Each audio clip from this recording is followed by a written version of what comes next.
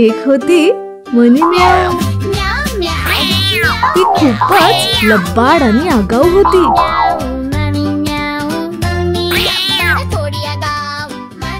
मनी म्यावचे 2 मित्र होते, माकड दादा आणि उंदीर मामा. एकदा मनी म्याव, माकड दादा आणि उंदीर मामा सगळे मिळून गप्पा मारत होते. रोज तेच ते खाऊन कंटाळा आलाय, म्हणून त्यांनी आजच्या जेवणात खीर बनवून खायचं ठरवलं. तिघांनी सगळी कामं वाटून घेतली.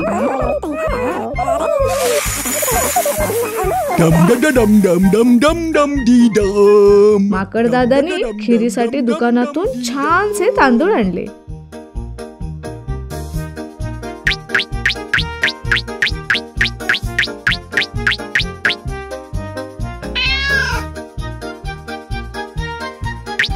मनी म्यावने बाटली भर दूध आणले.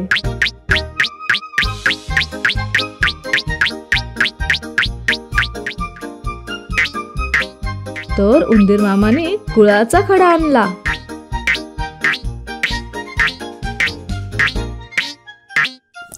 आणि खीर बनायला सुरुवात झाली. मनी म्यावने कढईत दूध ओतले. माकड दादाने तांदूळ टाकले आणि उंदीर मामाने गुळ टाकला.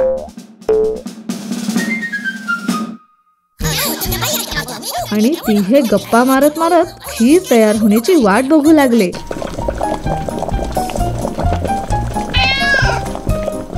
थोड्या वेळाने खीर तयार झाली.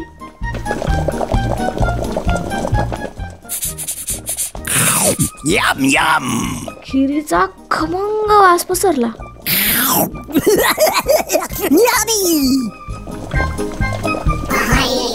खीर बघून तिघे अगदी खुश झाले.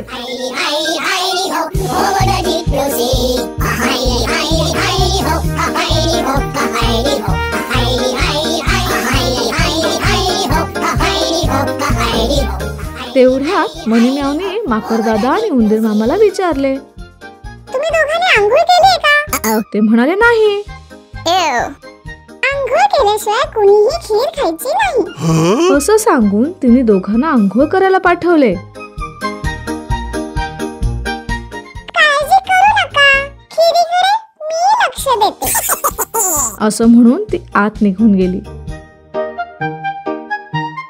उंदीर मामा आणि माकड दादा दोघे मोठ्या उत्साहात आंघोळ करायला नदीकडे निघाले.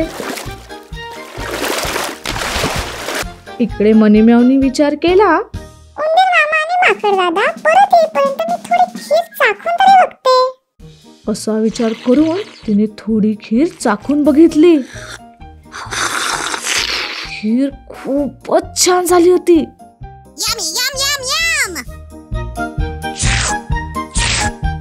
तिने परत थोडी खीर चाखली.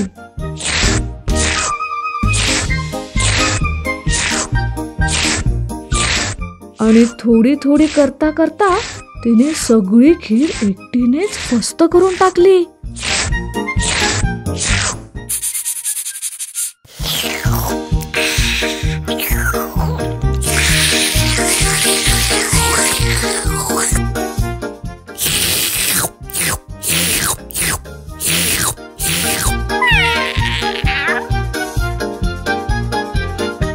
आणि त्यानंतर आजारी असण्याचं नाटक करत अंगावर पांघरून घेऊन झोपली.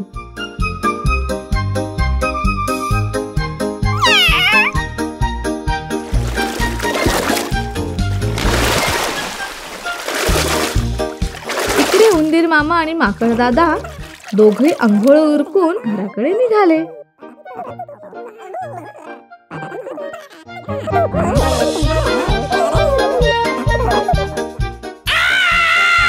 घरी येऊन बघतात तर काय, खिरीचं भांड रिकामं.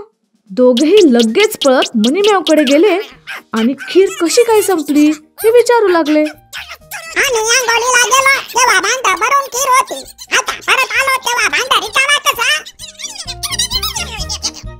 खिरीचं भांड रिकामं?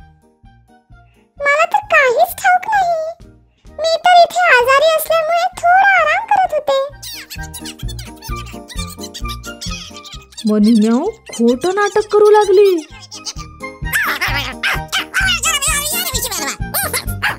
माकड दादा आणि उंदीर मामा दोघे मनीम्याव सोबत भांडायला लागले.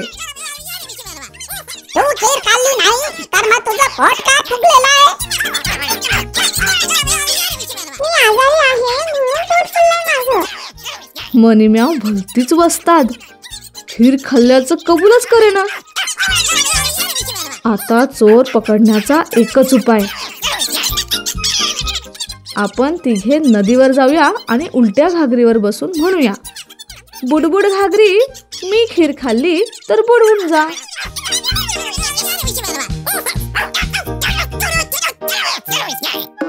तिघेही अगदी रागात नदीकडे निघाले.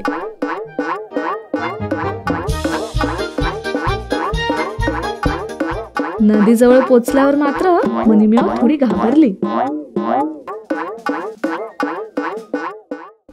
सगळ्यात आधी माकड दादा गेले आणि उलट्या घागरीवर बसून म्हणाले, बुडबुड घागरी, मी खीर खाल्ली असेल तर बुडून जा. घागर काही बुडाली नाही. त्यानंतर गेले उंदीर मामा.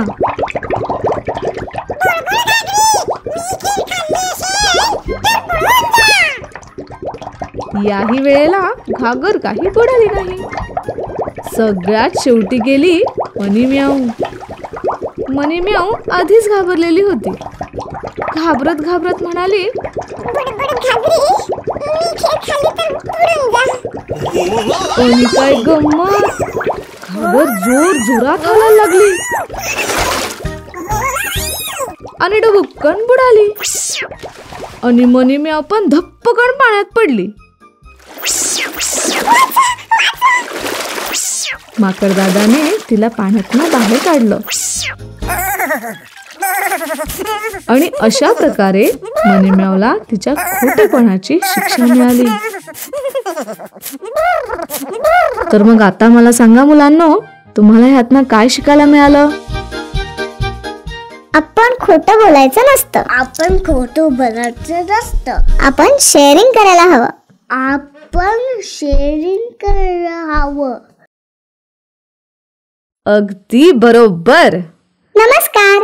अशाच नवनवीन मनोरंजक आणि माहितीपूर्ण व्हिडिओज करता आपल्या चॅनल इझी प्लॅनेटला अवश्य सबस्क्राईब करा. आणि हो, अपडेट्स करता बेल आयकॉन प्रेस करायला विसरू नका.